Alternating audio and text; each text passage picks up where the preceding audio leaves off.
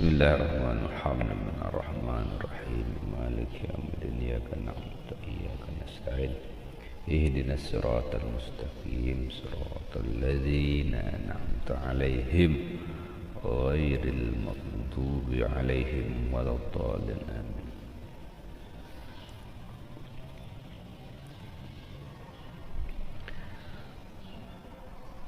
Wa huwa qauluhu radhiyallahu anhu.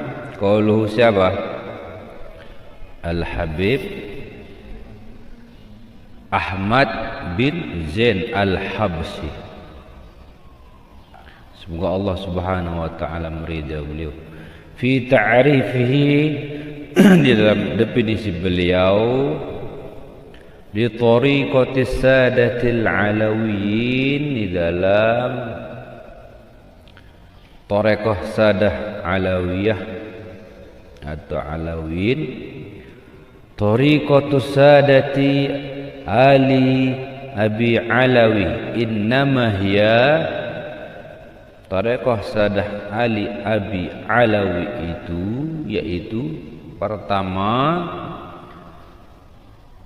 tidak lepas daripada al-ilmu, yaitu ilmu, wal amalu, yang kedua adalah amal, yang ketiga adalah al-wara, yang ketiga adalah wara. Kita kemarin sampai di situ, betul? Kita lanjut. Al-wara'u, al-wara'. Jadi kalau orang yang ingin atau orang yang menjalani tarekoh alawiyah atau tarekoh sadah ali abi alawi atau tarekoh sadah alawiyun atau sadah alawiyin, yaitu yang ketiga tidak lepas daripada al-wara', yaitu sifat wara'. Wara' sifat wara', bukan wara' pakai hamzah. Kalau wara' pakai hamzah artinya belakang. Kalau wara' pakai ain berarti artinya sifat wara'. Sifat wara' itu sangat banyak tingkatannya, dan di sini ada babnya, memang bagian bab sifat wara' itu nanti ada di tengah itu, dia bagian ketiga. Jadi kan wara' ini yang nomor 3 kan, nanti di tengah-tengah itu disebutkan dia di bab berikutnya itu sifat wara' itu seperti apa tingkatan-tingkatannya. Jadi tarekoh itu adalah jalan menuju kepada Allah. Salah satu tarekoh itu namanya tarekoh alawiyah yang kita pelajari saat ini. Tarekoh alawiyah namanya, itu syaratnya itu dan orang-orangnya harus memiliki sifat wara'. Sifat wara'. Wara' itu artinya sifat keberhati-hatian, sifat mawas diri. Sifat wara' itu sifat apik-apik, onyak-onyak. Itu wara'. Onyak-onyak alik hukum agama, onyak-onyak alik akhlak, onyak-onyak alik adab, apik-apik alik kelampan, baik kelampan alik dunia maupun kelampan menuju dalam akhirat. Pokok apik-apik itulah namanya wara'. Onyak-onyak, yaitu hati-hati oleh syubhat, hati-hati oleh barang yang meragukan. Lamun bahasa Nabi Muhammad sallallahu alaihi wasallam adalah min husni islamil mar'i tarkuhu ma la ya'nihi. Orang yang baik di dalam menjalankan agama, yaitu agama Islam, itu adalah meninggalkan sesuatu yang tidak bermanfaat. Itu termasuk adalah daripada sifat orang-orang yang meninggalkan sesuatu yang tidak bermanfaat bagi dirinya, lebih-lebih bagi agama. Itu hadis Rasulullah sallallahu alaihi wasallam, min husni islamil mar'i tarkuhu ma la ya'nihi.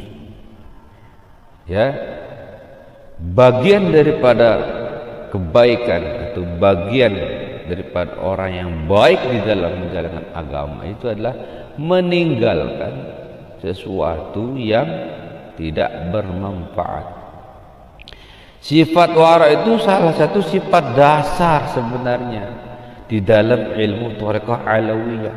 Sifat berhati-hati di dalam segala hal. Itulah namanya sifat wara. Maka oleh sebab itu di dalam sebuah hadis Rasulullah sallallahu alaihi wasallam yang lainnya yang diriwayatkan oleh Imam Ibnu Majah, apa kata Rasulullah sallallahu alaihi wasallam? Ya Abu Hurairah, kun wari'an. Jadilah orang yang bersifat wara. Takun a'badan nas. Jika engkau bersifat wara, maka jadilah engkau adalah sebaik-baik hamba. Sebaik-baik hamba di dalam menjalankan agama Allah Subhanahu wa taala. Jadi termasuk adab akhlak harus hati-hati. Harus hati-hati. Sama dengan kita juga berwarok bersama dengan kitab kita, ilmu kita, pelajaran kita, Al-Quran apalagi lebih-lebih. Sehingga Al-Quran banyak orang yang hafal Quran, membaca Al-Quran. Al-Qurannya ditaruh di bawah lantai aja, di lantai aja. Minimal berakhlak, harus hati-hati, takutnya kita kena murkanya, takutnya kita kena kualatnya daripada Al-Quranul Karim. Kita takut kena karma daripada Al-Quranul Karim. Kita takut tidak mendapatkan syafaat daripada Al-Quranul Karim. Makanya harus menghargai dan menghormati, memuliakan Al-Quran. Paling tidak pakai sejadah itu dilipat, ditaruh di atas. Itu paling rendah sudah itu.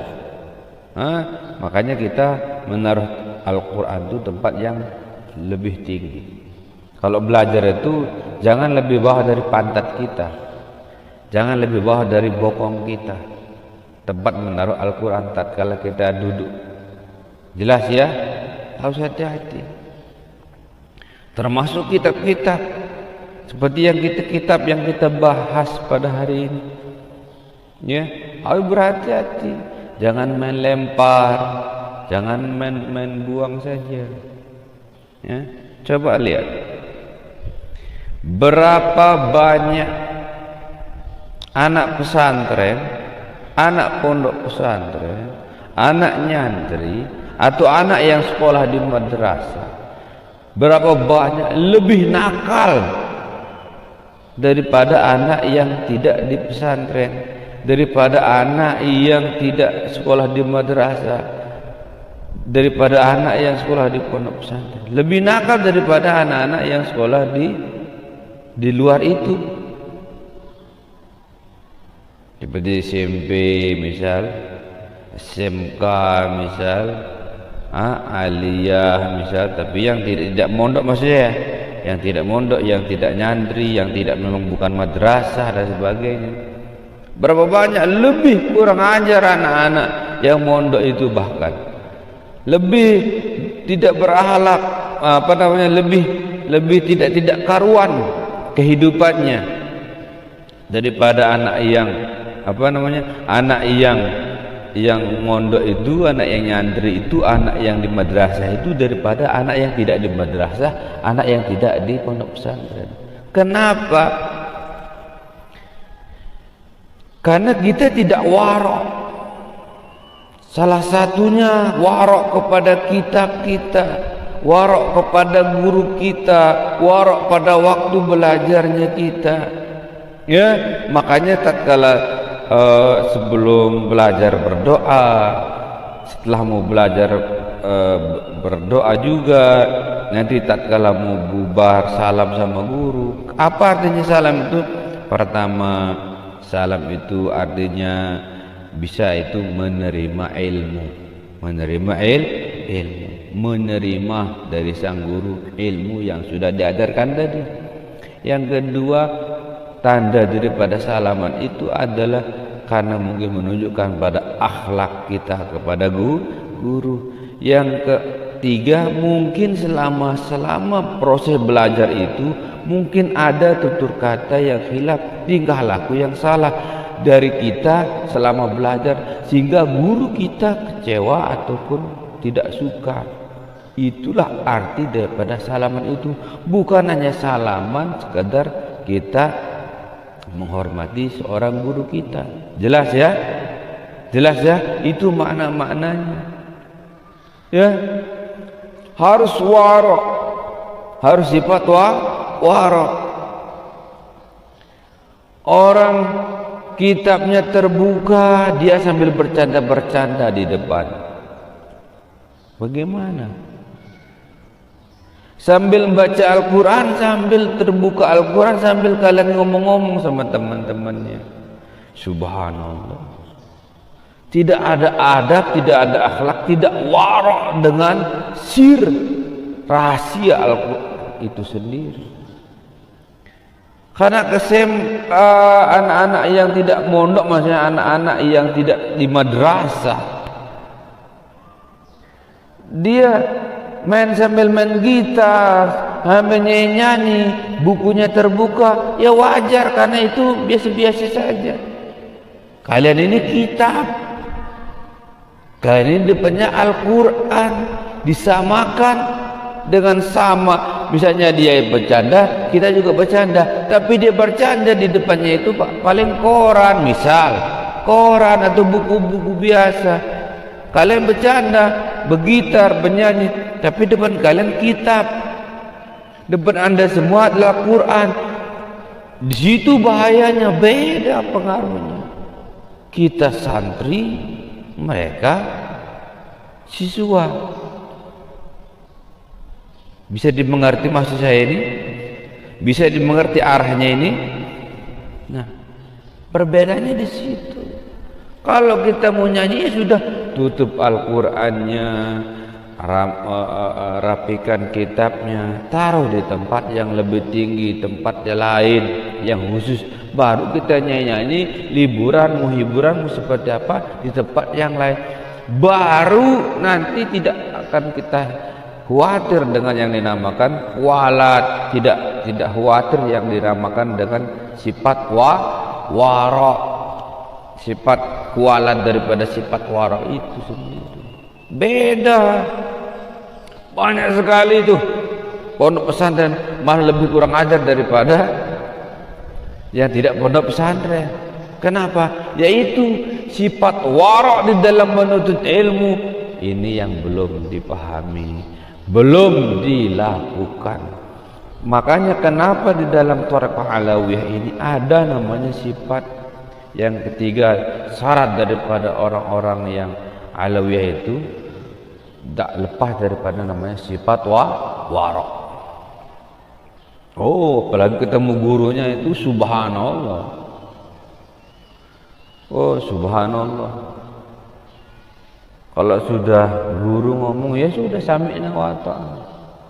Apalagi guru kita datang dari Madinah, dari Mekah, itu udah masya Allah, kita langsung apapun kita akan korbankan untuk membahagiakan, untuk takzim, karena kita khawatir sekali tidak mendapatkan keridoannya, kita khawatir sekali tidak mendapatkan apa namanya doa-doa yang sering beliau-beliau ungkapkan. Karena setiap guru itu pasti dia berdoa buat santri-santrinya, pasti dia berdoa buat apa namanya santri murid-muridnya, itu pasti berdoa buat jamaahnya, itu pasti. Apalagi jamaah khusus yang memang betul-betul memang dia berbaiah menerima ilmu itu. Demikian juga kepada jamaah-jamaah umum itu semua. Jadi sifat wara itu adalah sifat berhati-hati. Coba bayangkan di dalam sebuah kisah Sayyidina Abu Bakar radhiyallahu anhu, pernah dia dikasih roti sama pelayannya, sama budaknya. Meh roti dia katanya. Nah, dikasihlah roti itu. Setelah selesai makan, budak itu ngomong, "Pelinggih wikan, pelinggih tahu enggak ambil roti ni ke?" Nah, kata Abu Bakar, "Ambil roti ini," kata Sayyidina Abu Bakar. "Aku ni kan wah kepiak diri ke jadi dukun-dukunan. Padahal dia kata berdukun, milik kenipu, milik kenipu. Lagu dengan sadun ali aku. Sadun gati ali aku dengan padahal dia ketipu lagu sadun dengan datang dengan lah berdukun tiba aku tiba dia. Setelah berdukun begitu ya tiang dukunin lah katanya kan. Nah itu roti itu dari dia katanya. Yuhli roti ini hasil nipu dia katanya. Sayyidina Abu Bakar itu langsung dimasukkan jarinya itu, dimuntahkan itu semua, dimuntahkan, sakit. Itulah saking yang dinamakan orang sifat wara itu sangat berhati-hati luar biasa. Dia tidak mau memasukkan sesuatu hal yang tidak baik di dalam tubuhnya. Dia tidak mau beliau tidak mau memasukkan gara-gara ini ibadahnya yang banyak itu bakalan tercemar. Ibarat masak suatu makanan yang lega, yang enak, yang mantap, yang bau rasanya itu mantap, sedap. Kita misalnya itu memasak suatu daging kambing atau daging ayam atau apa, onta atau apa, sapi, masak daging, takutnya nanti ada minyak minyak gas nanti masuk sedikit atau racun masuk sedikit kan bisa membunuh semua. Itu yang dikhawatirkan. Seperti itulah salah satu daripada tingkatan daripada sifat wara. Jadi wara itu sangat luar biasa. Jika ini dimiliki oleh banyak orang, saya yakin hidupnya akan berkah, hidupnya akan bermanfaat. Kenapa? Seorang orang alawin ataupun orang-orang yang santri itu, orang ada santri dan sebagainya ya, orang-orang penuntut ilmu ya. Kenapa? Tanpa disuruh sandal gurunya dirapikan, tanpa disuruh kelas-kelasnya dirapikan, dia sangat berhati-hati untuk mencari ridha Allah, syafaat Rasulullah, untuk mencari keberkahan daripada ilmu dan ilmu, mendapatkan keberkahan daripada guru dan ilmunya itu sendiri. Sangat luar biasa. Coba kita lihat anak-anak yang di luar kita ya, Masya Allah, kalau ketemu gurunya biasa-biasa aja. Bahkan yang paling aneh lagi ini, alumni kalau ketemu biasa-biasa aja, salam enggak, assalamualaikum enggak, ada kata enggak, Minta doa jauh beda. Kasihan. Jangan. Tidak ada namanya bekas guru itu, tidak ada. Bekas istri ada, mantan pacar ada, bekas ban baru ada. Kalau bekas guru tidak ada, bekas anak tidak ada, bekas ibu tidak ada. Mantan istri, bekas pacar baru ada. Jangan disamakan. Jelas ya? Harus betul-betul mempunyai sifat wara. Sifat wara. Ingat, ini dasar sebenarnya yang sangat luar biasa, sifat wara itu. Karena dia lebih tinggi, karena dia lebih luar biasa. Tersembunyi kelihatannya seperti sepele, tapi subhanallah, itulah sifat wara. Hati-hati.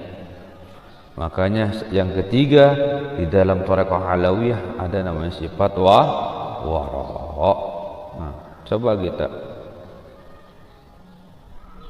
apa kata Sayyidina Umar bin Khattab,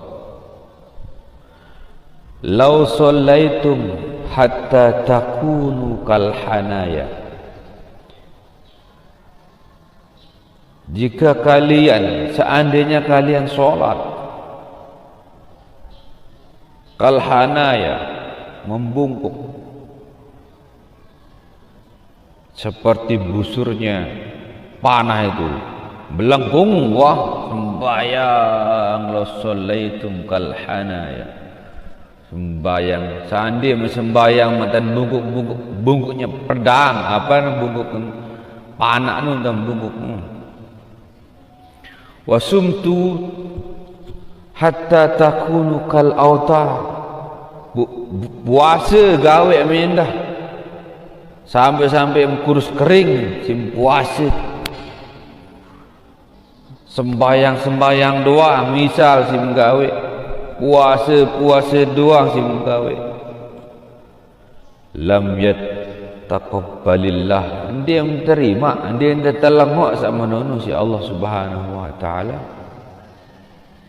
Zalika minkum, oleh si daripada illa biwara'in hajiz, kecuali harus diisi dengan sifat wara' yang mencegah daripada segala yang merusak solatnya, yang merusak ibadahnya, yang merusak puasanya, yang merusak agama, tatanan agama, ajaran agamanya. Itu kata Sayyidina Umar bin Khattab. Banyak kan orang yang bangga dengan solatnya, betul enggak? Banyak. Dia bangga dengan solatnya, subhanallah. Bangga dia dengan dia berpuasa Senin Kamis. Bangga, dan dengan sifat bangganya itu dia menandakan orang lain, meninggikan dirinya, menandakan sangat bahaya. Ingat, puasa saja lillahi ta'ala, solat saja lillahi ta'ala, dan diiringi dengan sifat wara' hajiz, sifat wara' yang betul-betul mencegah daripada untuk rusaknya daripada segala amal ibadah yang dilakukan itu sendiri. Jelas ya? Sifat wara' itu bagaimana sih? Sifat wara' itu ya alamatnya ya, pertama jangan merasa diri kita waro. Saya ini orang waro. Kalau ada orang mengatakan dirinya waro, berarti dia bukan waro itu. Aku ini kan waro. Pret itu bukan waro namanya. Dia itu orang sombong itu namanya ya, orang sombong, mengaku-ngaku diri. Kalau katanya iblis itu apa? Ana khairum minhu, khalaqtani min nar wa khalaqtahu min tin. Yang mempunyai sifat ngaku-ngaku itu hanya iblis. Ya Allah, aku ini lebih soleh, aku tepiak oleh api, ini tepiak oleh tanah. Ana khairum minhu, aku lebih soleh. Saya ngaku-ngaku itu berarti sifat apa? Sifat iblis bukan sifat warok. Aku ini sifat warok. Sifat warok lengan nembe yang begitu. Kalau ada orang mengaku dirinya sifat warok, berarti dia bukan warok, melainkan kebalikannya. Yang kedua, orang warok itu tidak bisa menilai orang bahwa orang itu tidak warok. Andin warok dia, tidak bisa juga, sama saja. Dia ngaku dirinya warok, tidak bisa. Mengaku orang lain tidak warok juga tidak bisa. Dua itu sudah kelihatan jelas bahwa dari sifat-sifat dan tanda-tanda minimal kita bisa tahu bahwa dia tidak mengakui dirinya warok, dan kita tidak mengklaim bahwa dia itu tidak orang itu tidak warok itu tidak bisa. Namanya sifat warok itu sangat luar biasa. Makanya kita ini tidak bisa cepat-cepat mendeskripsikan orang, ya,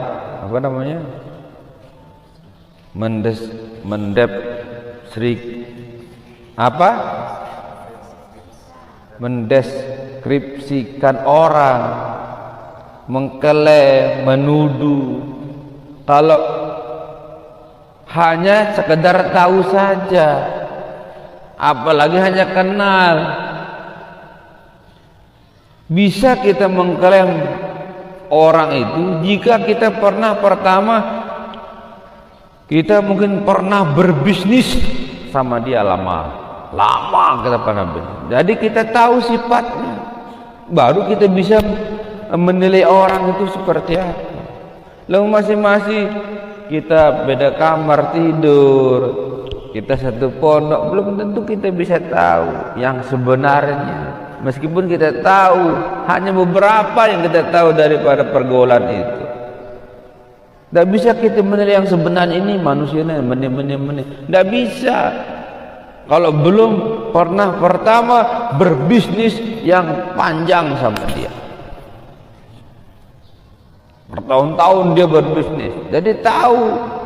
Yang kedua, kita tidak bisa menilai orang kalau kita belum pernah kerjasama, apapun bentuk kerjasamanya.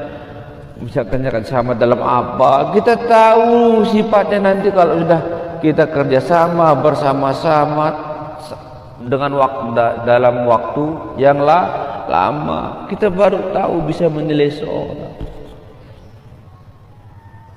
Jelas ya? Jangan coba-coba menilai seorang, apalagi hanya sekedar kenal. Yang ketiga, kita tidak bisa menilai orang itu kalau kita tidak pernah satu kamar. Kamarnya kamar satu, ruangan sebelahnya kamar 4, bisa seling-seling, berat itu.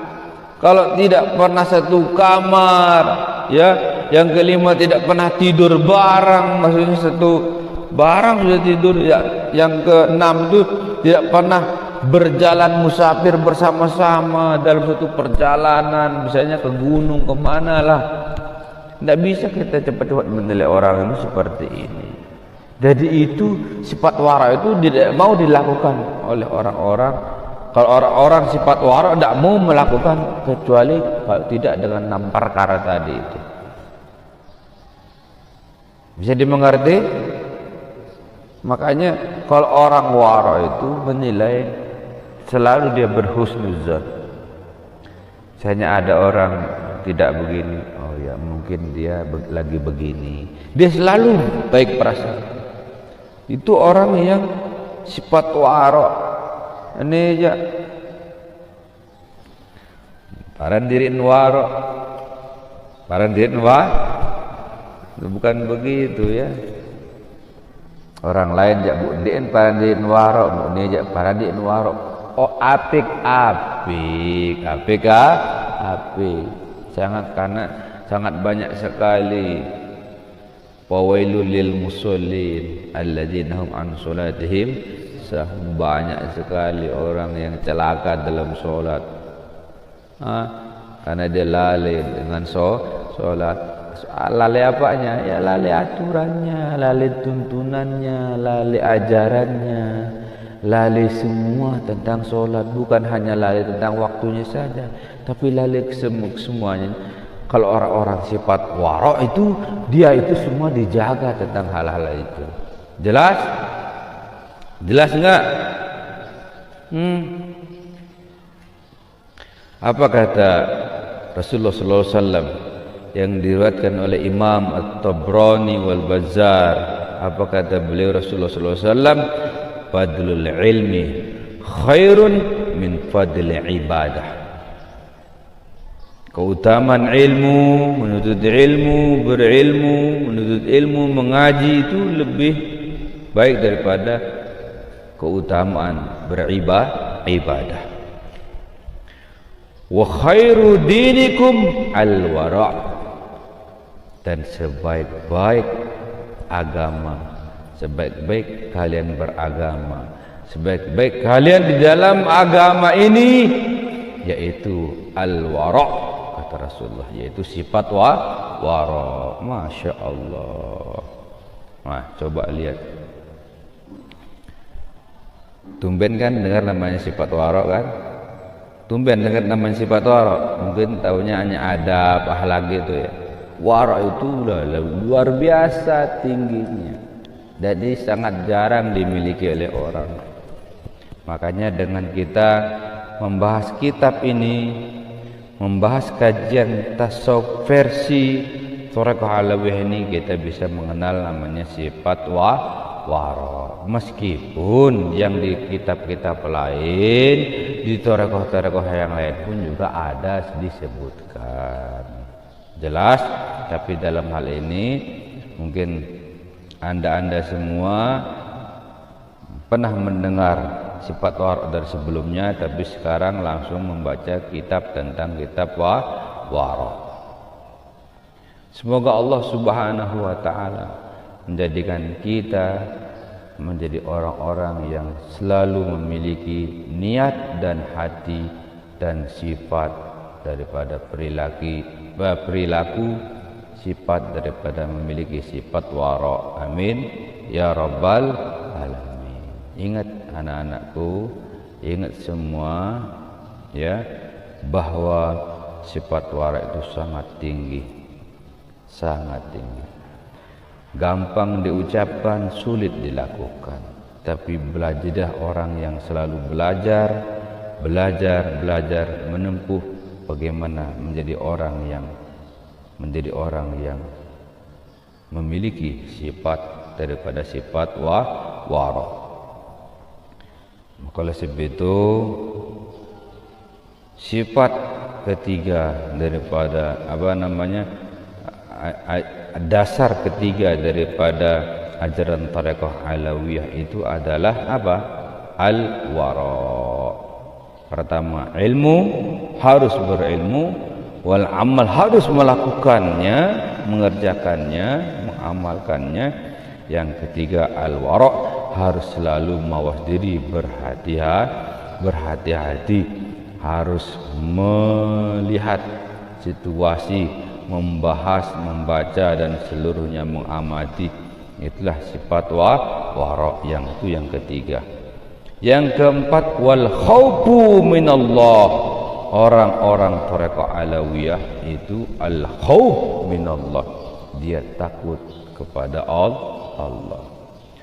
Orang-orang Alawiyah itu harus takut kepada Allah. Nah, maksudnya ini dalam kitab ini ya, semua orang sih takut kepada Allah. Semua orang ya takut kepada Allah. Tapi di dalam Thariqah Alawiyah, dasar Thariqah Alawiyah yang keempat itu di dalam kitab ini disebutkan oleh Imam Ahmad bin Zain Al-Habsyi ini adalah orang-orang Thariqah Alawiyah itu tidak lepas yang keempat itu daripada sifat takut kepada Allah. Al-khauf min Allah subhanahu wa ta'ala. Allah azza wa jalla. Mungkin hanya itu. Kita sampai di situ dulu. Nanti kita lanjutkan tentang pembahasan al-khauf minallah, al-khasyah minallah, dan seterusnya. Hanya itu dapat kita bahas pada kesempatan ini. Mohon maaf jika ada kekurangan dan yang tidak mohon maaf atas kekurangan. Akhir kalam. Assalamualaikum warahmatullahi wabarakatuh.